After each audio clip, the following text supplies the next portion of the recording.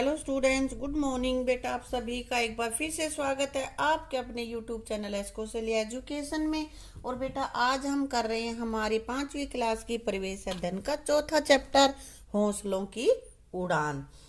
तो बेटा इसमें देखते हैं कि कैसे हौसलों की उड़ान में किसका जिक्र किया गया है और किसने हौसला दिखाया है। तो यहाँ पे पढ़ते हैं अपने चैप्टर को, अपने पाठ को हम शुरू करते हैं। वहीदा बोल बोल कर अखबार पढ़ रही है। बेटियों ने रचा इतिहास। सिविल सर्विसेज परीक्षा 2014 में इरा सिंघल ने प्रथम स्थान प्राप्त किया। वहीदा का छोटा भाई हामिद सुन रहा है। वहीदा की अम्मी, उसकी मम्मी कह रही है, क्या वहीदा इरा सिंघल के बारे में पढ़ रही हो क्या? पूछ रहा, अरे इरा सिंघल के बारे में पढ़ रही हो?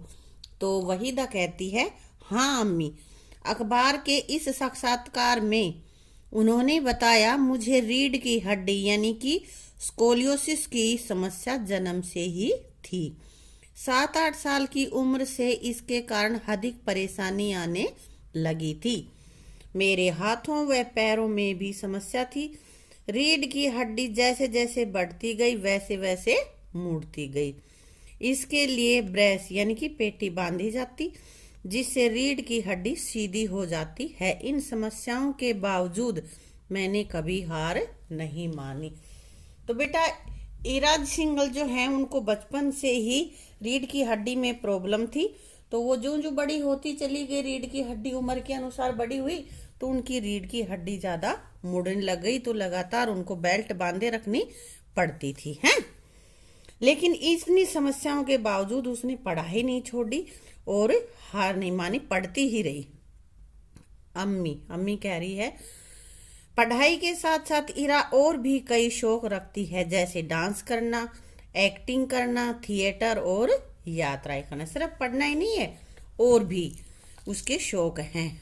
वहीदा कहती है, अम्मी, इतनी परेशानियों के होते हुए इरा का यहाँ तक पहुँचना बहुत मुश्किल रहा होगा कि सिविल सर्विस में 2014 में इरा ने प्रथम स्थान की प्राप्त किया था। तो यहाँ तक पहुँचने के लिए उसे बड़ी मुश्किल को सामना करना पड़ा होगा, बड़ी मुश्किल रही होगी। लेकिन उसने हार नहीं मानी, इसलिए वो आखिरकार अपनी मंजिल तक पहुंची गई। अब ये देखते हैं कि ये स्कोलोसिस बीमारी क्या होती है। तो यहाँ है, स्कोलोसिस बीमारी नहीं बल्कि एक समस्या है जिसमें रीढ़ की हड्डी एक ओर झुक जाती है। जिन बच्चों में यह समस्या होती है उनमें उम्र बढ़ने के साथ हड्डियों के विकास के कारण यह समस्या बढ़ती जाती है। भाई ये समस्या और भी ज्यादा बढ़ जाती है जो उम्र बढ़ती है, ठीक है। अम्मी क्या कह रही है, हाँ मुश्किल तो था ही। कुछ लोगों ने यहाँ तक भी कहा कि उसे विशेष आवश्यकताओं वाले बच्चों के स्कूल में ही पढ़ना चाहिए। जो विशेष आवश्यकता वाले बच्चे हैं कौन कौन से होते हैं? जैसे कि जिनको कम दिखाई देता है या सुन नहीं पाते, या भाई चलने में परेशानी होती है, इस तरह के जो बच्चों का अलग से स्कूल होता है। तो लोगों ने राय दी कि उसको वहां पे पढ़ाना चाहिए, लेकिन उसने हार नहीं मानी। इरा का कहना है कि उसे हमें अपनी कमियों पर ध्यान न देकर अपनी खूबियों को बढ़ाना चाहिए। जो हम में अच्छाई है, जो हम अच्छा कर सकते हैं, उस पर हमें ध्यान देना चाहिए। इतने में पूनम दीदी आ गई। वे देख नहीं सकती और वे एक स्कूल में पढ़ाती। देखो पिक्चर में पूनम बैठी हुई है, दिख रही है ना कि अंधी हैं, इनको दिखता नहीं है, लेकिन एक स्कूल में पढ़ाती हैं। हामिद, दीदी आज आपके स्कूल की छुट्टी है? तो दीदी कहती है, हाँ तुम भी तो स्कूल नहीं गई। भाई तुम नहीं गई तो मेरी भी छुट्टी है। हामिद, दीदी आप बिना देखे पढ़ाने का काम कैसे करती हैं? आपको कैसे पता चलता है कि कौन कौन बच्चे कक्षा में हैं और कौन कौन नहीं है? वो कहती, भाई दिखाई नहीं दे रहा आपको, तो फिर आप कैसे पढ़ाते हो बच्चों को? अब दीदी कहती है, हामिद, हम लोग हर बच्चे को उसकी आवाज से पहचान लेते हैं। हर बच्चे की, हर जो भी मनुष्य है, सबकी आवाज अलग अलग होती है ना, तो आवाज से पहचान लेते हैं। बच्चों को पढ़ाने के लिए मैं खुद भी पहले पढ़ कर जाती हूँ। हामिद, खुद पढ़कर? वह कैसे?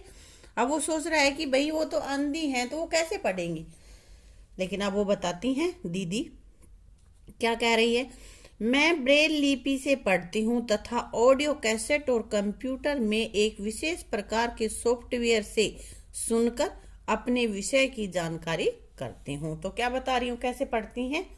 एक तो ब्रेल लिपि से।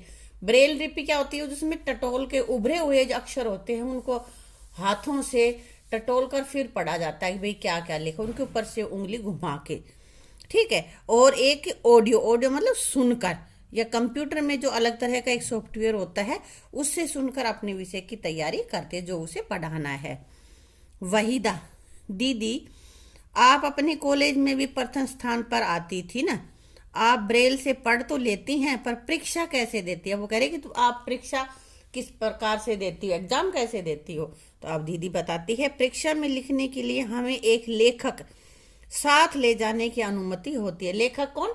यानी कि वो बोलती जाए और जो साथ ले जाते वो उसको सुन के लिखता रहे उसने जो जो बोला है। हम बोलते हैं और वह लिखता है। तो जो अंधे होते हैं उनको अपना लेसन सिर्फ लर्न करना पड़ता है और लिख देता कोई और है।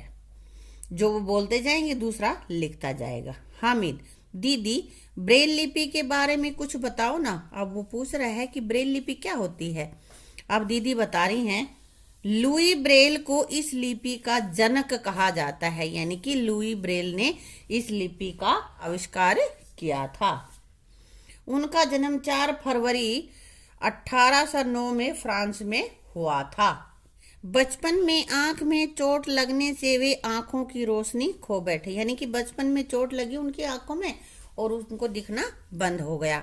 अंध विद्यालय में शिक्षा ग्रहण करते समय लुई को पता चला कि सेना के कैप्टन बार्बर ने सेना के लिए ऐसी कूटलिपि का विकास किया जिसकी सहायता से वे अंधेरे में भी संदेशों को टटोल कर पढ़ सकते थे। अब कहते हैं कि लुई बचपन में आंखें उसकी रोशनी, आंखों की रोशनी चली गई थी, तो उसने अंध विद्यालय, जो कि अंधे लोगों के लिए जो विद्यालय होते हैं उसमें शिक्षा ग्रहण कर रहा था लुई ब्रेल।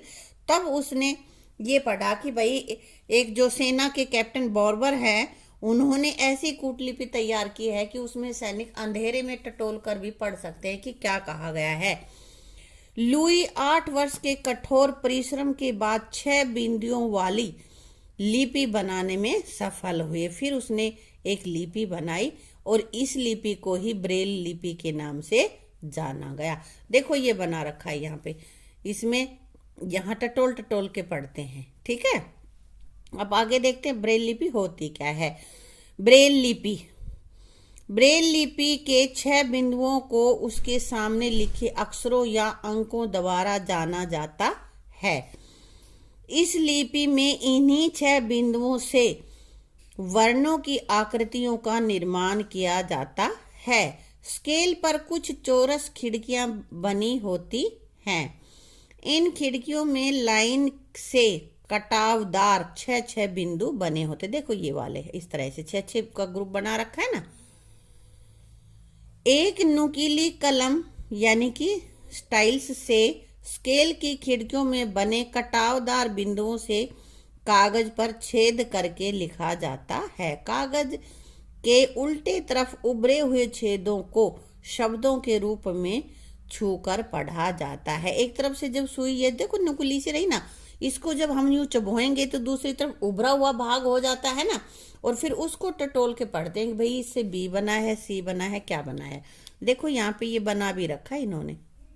बेटे क्वेश्चन देखते हैं, अपने आसपास किसी ऐसे व्यक्ति हो जिसने विषय के बावजूद कोई महत्वपूर्ण उपलब्धि प्राप्त की हो। तो ऐसा कोई व्यक्ति जो तुम्हारे आसपास है तो उसको, उसका नाम तुम्हें बताना है और उसने कैसे क्या किया है वो भी बताना है, ठीक है। आगे है, जो लोग ठीक से चल नहीं सकते उनके लिए स्कूलों में किस तरह की सुविधाएं उपलब्ध होनी चाहिए। जिससे आसानी से चला नहीं जाता तो उनके लिए क्या करें, एक तो व्हील चेयर होनी चाहिए बेटा, दूसरा रैंप होना चाहिए क्योंकि वो सीढ़ियों पे तो चढ़ नहीं पाएंगे ना। रैंप होगा तो व्हील चेयर पे आराम से चले जाएंगे। अलग से पीने का पानी एवं शौचालय भीड़ भाड़ वाली जगह में ना हो, जहाँ सभी बच्चे पीते हों या सभी लोग पीते होंगे, वहां भीड़ होगी ना, तो उनका अलग से होना चाहिए। क्या तुम्हारे स्कूल में भी सुविधाएं हैं? तो बेटा हमारे स्कूल में कुछ सुविधाएं तो हैं। कुछ नहीं है। तुम्हारे स्कूल में जैसी भी हो वो लिख देना है तुम्हें, ठीक है। यदि नहीं तो इसके लिए किस प्रकार के प्रयास करने चाहिए। कुछ स्कूलों में सुविधाएं नहीं है तो उनको क्या करना चाहिए बेटा, कुछ सामाजिक संस्थाओं या सरकार की सहायता से इन सुविधाओं का विकास करना चाहिए हमें। क्या तुम्हें लगता है कि स्कूल में विशेष आवश्यकताओं वाले बच्चों को यदि उनकी आवश्यकताओं के अनुरूप सभी सुविधाएं मिले तो वे स्कूल में आने से में अधिक उत्साह दिखाएंगे? ऐसा हो सकता है, बिल्कुल हो सकता है। इसलिए इसका जवाब रहेगा हमारा हाँ। अब वीडियो यहीं पे समाप्त करते हैं और आगे का पोर्शन करेंगे अपनी अगली वीडियो में, ठीक है। Thank you.